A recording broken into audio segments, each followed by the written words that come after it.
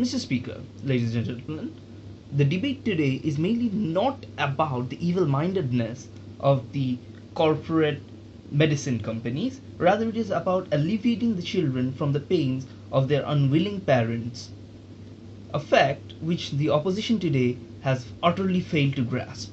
Now, as a proposition second speaker, I shall be expanding upon my first speaker's third point, which is the state's authority over individual, and secondly, I shall be describing the children's point of view in this present scenario. Now, before I do that, I shall be refuting a few of my opponents' flawed arguments, because basically we're nice like that.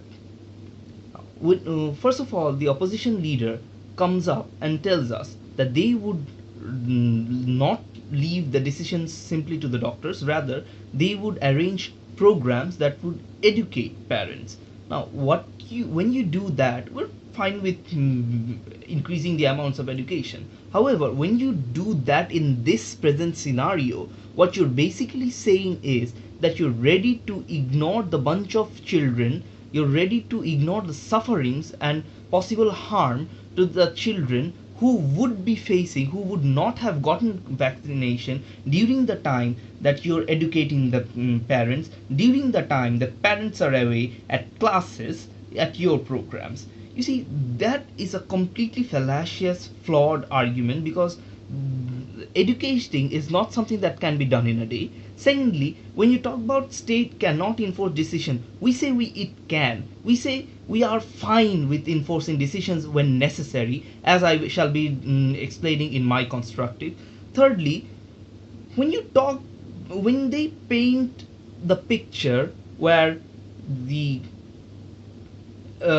medicine companies and the doctors are absolute evil people, where they simply create medicine to harm rather than to treat, we say it's a very fallacious argument. And furthermore, they come up and tell us that the parents are high archangels who do not know anything but good. They are the rock star level of caregivers. We say this is not so. We say the most parents are simply like every other adult with their own bias, with their personal prejudices, with their educational, with their religious point of views. And therefore we say that while coming to points of children, unless they are making rational decisions that would be in the best interest of the child, we say this is something that the state has the right to get involved into.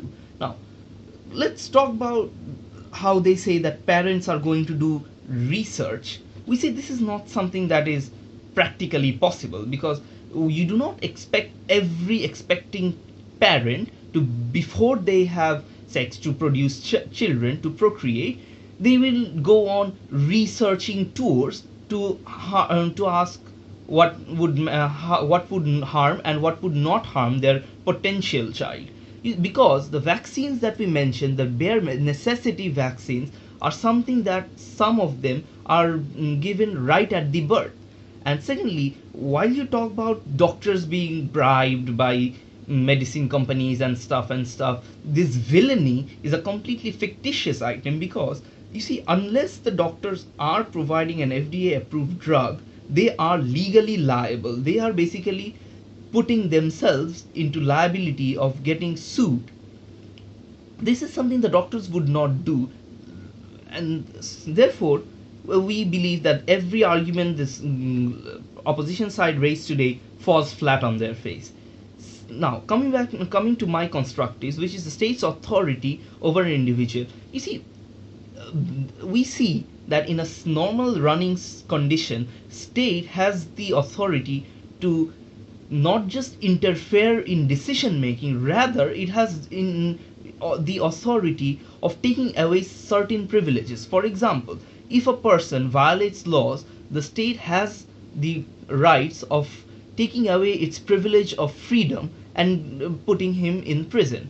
We see that the only reason that the state allows parents is because the parents are considered to be the best wishers, the well wishers of the children. However, the minute this deviates, the minute the parents say beat up their children, the various countries have the system that they can take away their child. Why? Because they do not think the parent is fulfilling their roles as caregivers.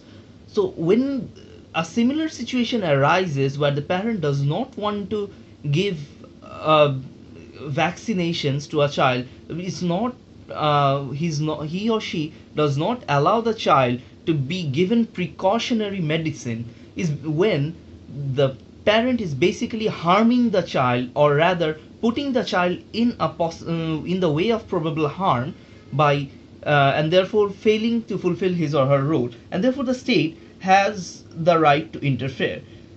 So you see, we find that the state interfering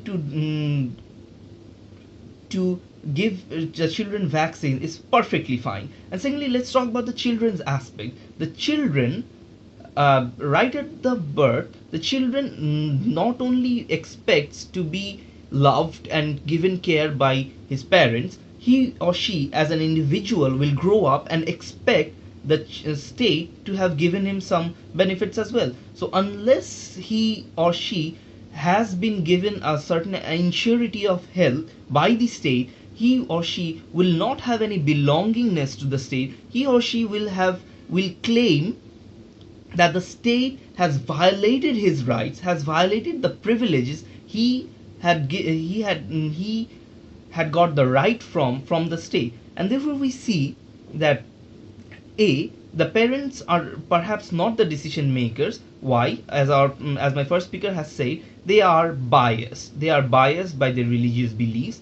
They are biased by certain myths. There are certain prejudices, and therefore they are not the best decision makers, and they are not the best decision makers. And furthermore, the another reason why the state has the authority to interfere, why the children need to be treated with vaccine, is because the parents sort of consider these vaccines to be unnecessary. We do not think so, because these vaccines are sort of like insurances.